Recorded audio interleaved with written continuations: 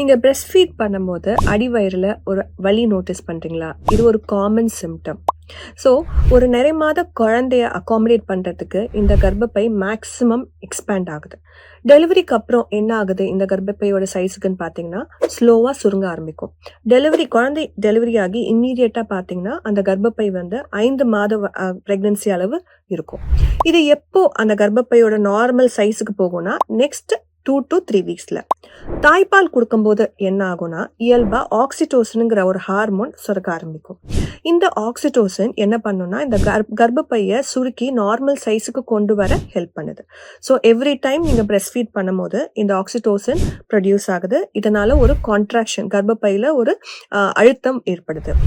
இந்த கான்ட்ராக்ஷன் ஏற்படும் போது இந்த கர்ப்பப்பை ஸ்லோவாக சுருங்கி அதோட நார்மல் சைஸ்க்கு திரும்ப வரத்துக்கு ஹெல்ப் பண்ணுது. இதுக்கு பேர் தான் மெடிக்கலாக நாங்கள் ஆஃப்டர் பெயின்ஸ் அப்படின்னு சொல்லுவோம். தேங்க்யூ.